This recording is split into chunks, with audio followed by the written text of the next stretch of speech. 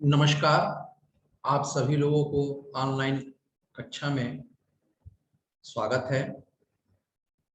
मैं सूरज प्रकाश मिश्रा, प्रवक्ता जिला शिक्षा एवं प्रशिक्षण संस्थान महाराजगंज। मैं आज आप लोगों को आरंभिक स्तर पर भाषा एवं गणित के पठन, लेखन तथा संख्यापूर्ण क्षमताओं का विकास विषय के अंतर्गत विराम चिन्ह के बारे में बताएंगे। अगर आप धैर्यपूर्वक समझ जाएंगे तो विराम चिन्ह का प्रयोग कहाँ पे, कैसे और क्यों करना है, ये इसमें आपको दिक्कत नहीं होगी। क्योंकि विराम चिन्ह, विराम जिसका नाम ही है, विराम का मतलब रुकना, थोड़ी देर रुकना, कितना रुकना है, कैसे रुकना है, वहां पे कौन सा चिन्ह यूज होगा, तो इसलिए इसकी आवश्यकता है। विराम चिन्ह देने से हमारा वाक्य जो है अर्थपूर्ण हो सकता है, अर्थहीन भी हो सकता है। यह डिपेंड करता है विराम चिन्ह आपने कहाँ पे और कैसे प्रयोग किया है।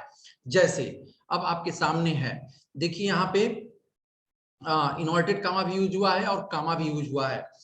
कल रात एक नवयुवक मेरे पास पैरों में मोजे और जूते, जूते के बाद कामा लगा हुआ है और उस कामे पे हम कामा पे थोड़ा सा रुकना है। आप बिल्कुल इसको पढ़िए। कल रात एक नवयुवक मेरे पास पैरों में मोजे और जूते, अब कामा के बाद सिर पर टोपी। एक ये वाक्य लिखा हुआ है आपके सामने। हाथ में छड़ी, कमा, मुंह में सिगार और कुत्ता पीछे पीछे लिए आया। ये पूरा हमारा एक वाक्य कंप्लीट हो गया। अब इसी को नीचे लिखा हुआ है, कामा के स्थान को बदल दिया गया है और कामा के स्थान को बदलने से देखिए इस वाक्य का अर्थ भी किस तरह से चेंज हो जाता है। कल रात एक नवयुवक मेरे पास, अब यहाँ पे रुक गया है, कामा लगा हुआ है, पैरों में मोजे और जूते सिर पर, पैरों में मोजे और जूते सिर पर, कामा के स्थान को प्रयोग कर देने से देखिए जो जूता पैर में था वो अब सिर पे आ गया यहाँ पे। और टोपी, हाथ में, हाथ में के बाद से कामा है, छड़ी मुंह में, कामा देखिए चेंज करने से यहाँ पे अर्थ चेंज हो, उसका अर्थ चेंज हो जा रहा है। सिगार और कुत्ता पीछे पीछे लिए आया, जो सिगार मुंह में होना चाहिए था उसको देखिए अलग से हो गया उसका अर्थ। तो यहाँ पे विराम चिन्हों का हिंदी में बहुत ही महत्वपूर्ण योगदान है। उसको हम लोग धीरे धीरे समझेंगे कि इसका प्रयोग कब, कहाँ पे, कैसे और क्या चिन्ह होना है, उसका हम उपयोग करेंगे। वाक्यों को लिखते अथवा बोलते समय बीच में कहीं थोड़ा बहुत रुकना पड़ता है, जिससे भाषा स्पष्ट, अर्थवान एवं भावपूर्ण हो जाती है। उस रुकने से हमारा जो भाषा होती है वो स्पष्ट, अर्थवान एवं भावपूर्ण हो जाती है। लिखित भाषा में इस ठहराव को दिखाने के लिए कुछ विशेष प्रकार के चिन्हों का प्रयोग करते हैं और इन्हें ही हम विराम चिन्ह कहते हैं। हिंदी में प्रचलित कुछ विराम चिन्ह आपके पास हैं। हमको लगता है लगभग 18 तरह के विराम चिन्ह हैं। इसमें इस स्लाइड पे आपको 9 विराम चिन्ह दिख रहे हैं। तो पहले तो आप इनको देख लीजिए, इन विराम चिन्हों को, उसके बाद से हम वन बाय वन अगले स्लाइड में इसको हम लोग डिस्कस करेंगे। अल्प विराम का चिन्ह लिखा हुआ है, 2 पॉइंट बने हुए हैं। अर्ध विराम 1 पॉइंट और 1 कमा बना हुआ है। पूर्ण विराम के लिए 1 लाइन का प्रयोग हम लोग करते हैं। उप विराम और उसके बाद से विस्मय आदि बोधक चिन्ह में 1 लाइन खींच के नीचे पॉइंट। प्रश्नवाचक चिन्ह में क्वेश्चन मार्क, कोष्टक में को हम लोग ब्रैकेट से डिनोट करते हैं। योजक चिन्ह है उसको थोड़ा सा लाइन खींचते हैं। अवतरण चिन्ह या उद्धरण चिन्ह, अवतरण चिन्ह मतलब इन्वर्टेड कामा से यहाँ पे बंद किया हुआ है दोनों तरफ से। तो ये यहाँ पे 9 तरह के विराम चिन्ह आपके सामने है। इसके बाद से जो अगले है वो नेक्स्ट स्लाइड पे आपको यहाँ दिख रहा है। लाघव चिन्ह, जैसे जीरो छोटा सा बनाते हैं उसी तरह से लाघव चिन्ह होता है। आदेश चिन्ह या विवरण चिन्ह, कहीं पे विवरण देना होता है, आदेश देना होता है, तो उसके लिए यहाँ पे चिन्ह आपको दिख रहा है। रेखांकन चिन्ह, कहीं पे कोई चीज महत्वपूर्ण दिखानी है तो उसके लिए रेखा बना दिया जाता है। लोप चिन्ह या पद लोप चिन्ह, उसके लिए डॉटेड लाइन बना दी जाती है। लोप चिन्ह मतलब कोई पद गायब हो जाता है, चाहे फिल इन द ब्लैंक्स जैसा होता है, खाली स्थान को भरो, तो वहां पे हम क्या प्रयोग करते हैं उसके लिए वहां पे दिखाया गया है। पुनरुक्त सूचक चिन्ह, तो उसके लिए कामा का प्रयोग किया है, डबल कामा का। विस्मय विस्मरण चिन्ह या त्रुटि पूरक चिन्ह, अगर त्रुटि हो गई है कोई चीज, अगर कहीं पे गलती हो गया तो उसके लिए किस तरह के चिन्ह का प्रयोग करेंगे। दीर्घ उच्चारण, कहीं पे अगर हमको लंबा उच्चारण करना है तो वहां पे क्या चिन्ह देना है हमको। तुल्यता का सूचक चिन्ह, तुल्यता सूचक चिन्ह का मतलब यहाँ पे इक्वल टू की बात हो रही है, तुल्यता मतलब सामंजस्य की बात हो रही है, इसलिए यहाँ पे इक्वल टू साइन लगाया गया है। निर्देशक चिन्ह को लाइन से वहां पे दिखाया गया है। अब हम इसको आते हैं और नेक्स्ट स्लाइड पे आकर के इसको वन बाय वन हम लोग यहाँ पे देखते हैं। अल्प विराम, इंग्लिश में इसको कामा कहते हैं, पॉइंट से इसे करके बना हुआ देखिए आपके सामने दिख रहा है। जहां थोड़ी सी देर रुकना पड़े वहां अल्प विराम चिन्ह का प्रयोग करते हैं। जहां पे बहुत थोड़ी सी देर आपको रुकना पड़े, जैसे नदी, पहाड़, खेत, हवा, देखिए इनके बीच में कमा तो बहुत छोड़ा था, थोड़े थोड़े देर, ऐसा नहीं कि नदी बोल करके रुक जाए काफी देर तक। नदी, पहाड़, खेत, इस तरह से नहीं, थोड़ा सा रुकेंगे, लेकिन बहुत क्षणिक समय के लिए रुकेंगे वहां पे। दूसरा उदाहरण है, राम, सीता और लक्ष्मण जंगल गए, तो अल्प विराम में बहुत क्षणिक समय हम वहां पे रुकेंगे। अर्ध विराम, सेमी कॉलन जिसको कहते हैं, तो जहां अल्प विराम की अपेक्षा कुछ अधिक देर तक रुकना पड़े वहां अर्ध विराम का प्रयोग करते हैं। अल्प विराम से थोड़ा सा अधिक देर अगर जहां पे रुकना होगा वहां पे हम अर्ध विराम का प्रयोग करेंगे। सूर्योदय हो गया, चिड़िया चहकने लगी और कमल खिल गए। सूर्योदय हो गया, इसके बीच में हमने अर्ध विराम का प्रयोग किया हुआ है। यहाँ पे अल्प विराम से थोड़ा सा ज्यादा हमको रुकना है। उपविराम, कॉलन इसको कहते हैं, कॉलन, तो जब किसी कथन को अलग दिखाना हो तो वहां पर उपविराम का प्रयोग किया जाता है। जैसे प्रदूषण के बाद से कॉलन उपविराम का यूज हुआ है, एक अभिशाप, प्रदूषण एक अभिशाप, तो यहाँ पर हमको प्रदूषण एक अभिशाप, इस वाक्य को थोड़ा सा अलग दिखाना है, तो देखिए वहां पे कॉलन का यूज हुआ है। विज्ञान वरदान या अभिशाप, यहाँ पे भी कॉलन दिखाया गया है, तो इसका मतलब इनको थोड़ा सा हम लोग अलग दिखा रहे हैं, कुछ इंपॉर्टेंस देना है यहाँ पे इन वाक्यों को। पूर्ण विराम, इंग्लिश में उसको फुल स्टॉप कहते हैं, वाक्य के समाप्त होने पर पूर्ण विराम चिन्ह का प्रयोग करते हैं। उदाहरण, पेड़ से हमें फल प्राप्त होते हैं, तो जहां पे हमारा वाक्य खत्म होगा वहां पे हम पूर्ण विराम का प्रयोग करते हैं। प्रश्नवाचक चिन्ह या इसको हम क्वेश्चन मार्क कहेंगे इंग्लिश में, तो प्रश्नवाचक चिन्ह आप सभी इस चिन्ह से भली भांति परिचित है, और ऐसा नहीं है, कुछ चिन्ह से तो आप पहले से ही भली भांति परिचित हैं ही, लेकिन उसको समझ लीजिए कि कहाँ पे कब कैसे यूज होता है। तो प्रश्नवाचक चिन्ह मतलब हम जब कोई क्वेश्चन करते हैं, तब क्वेश्चन पूछते हैं, तो वहां पे वाक्य के अंत में हम प्रश्नवाचक चिन्ह लगाते हैं। जैसे ताजमहल किसने बनवाया, ग्रांड ट्रंक रोड किसने बनवाया, तो यहाँ पे जब हम क्वेश्चन पूछ रहे हैं तो वहां पे वाक्य के अंत में हम क्वेश्चन मार्क का चिन्ह लगा देंगे।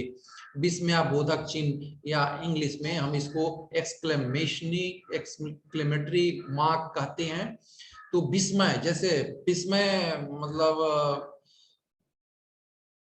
विस्मय कारी शब्दों का प्रयोग होता है, तो वहां पे इन चिन्हों का हम प्रयोग करते हैं और उन शब्दों के आगे इसको लगाया जाता है। हाय, आह, अरे, शाबाश, तो इसके जस्ट बाद हम यहाँ पे विस्मय बोधक चिन्ह लगा हुआ है। आह कितना सुहावना मौसम है, कितना सुहावना मौसम है। आह के बाद से देखिए यहाँ पे विस्मय बोधक, विस्मय हो रहा है, तो इसलिए इस चिन्ह का प्रयोग किया गया है। फिर निर्देशक चिन्ह या डैश, निर्देशन चिन्ह, निर्देशक चिन्ह का प्रयोग विषय विवाद संबंधी प्रत्येक शीर्षक के आगे, उदाहरण के पश्चात, कथोपरांत के नाम के आगे किया जाता है। इसको रेखा चिन्ह के नाम से भी जाना जाता है। जैसे अध्यापक के बाद से निर्देशक, निर्देश देना होता है, प्रत्येक जो निर्देश देगा उसके बाद से आगे चिन्ह लग जाएगा।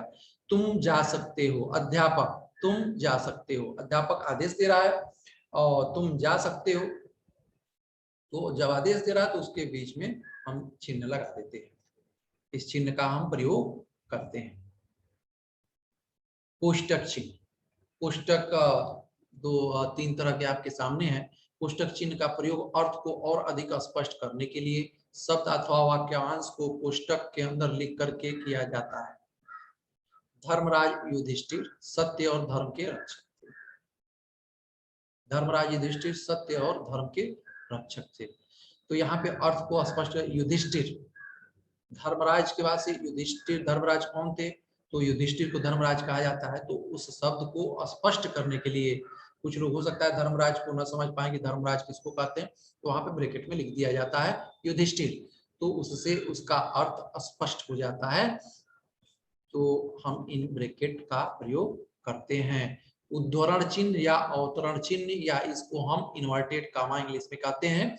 किसी कथन को ज्यों का त्यों उद्धत करने के लिए उद्धरण या अवतरण चिन्ह का प्रयोग करते हैं। बहुत सारे कथन हमारे महापुरुषों ने, हमारे मनोवैज्ञानिकों ने, हमारे साइंटिस्टों ने और बहुत सारे महाकाव्यों में लिखा हुआ है, तो उनके कथनों को ज्यों का त्यों लिख देना, लिखना, उसी को, उसको इन्वर्टेड कमा में हम लिखते हैं। महाकवि तुलसीदास ने सत्य कहा है, पराधीन सपने सुख नाही, तो यहाँ पे इन्वर्टेड कामा जो अवतरण है, तो यहाँ पे इन्वर्टेड कामा का हम प्रयोग किए हैं। भारतेंदु जी ने कहा है हिंदी हिंदू हिंदुस्तान, तो इसको हम, क्योंकि उन्हीं का कथन है और एज इट इज हम कॉपी कर रहे हैं, उसी तरह से हम लिख रहे हैं, तो इसलिए यहाँ पे हम अवतरण चिन्ह का प्रयोग करेंगे। ये फिर नेक्स्ट है योजक चिन्ह। योजक चिन्ह का प्रयोग समस्त पदों के मध्य में किया जाता है। पदों के मध्य में योजक मतलब इससे एक दूसरे से वो शब्द जुड़ा हुआ है, जैसे सुख और दुख दोनों एक दूसरे से जुड़े हुए हैं, इसलिए लाभ हानि, जहां लाभ है फिर हानि भी होगा, दिन है तो रात भी होगा, तो उसके बीच में यश है अपयश भी होगा, तन मन धन है, तन है मन है धन है, इनसे हम जहाँ पे ये यूज होता है एक साथ यूज होता है, तो उसके बीच में हम योजक चिन्ह का प्रयोग करेंगे। लाघव चिन्ह, साइन ऑफ एब्रिविएशन, किसी बड़े शब्द को संक्षेप में लिखने के लिए कुछ अंश लिख करके लाघव चिन्ह लगा दिया जाता है।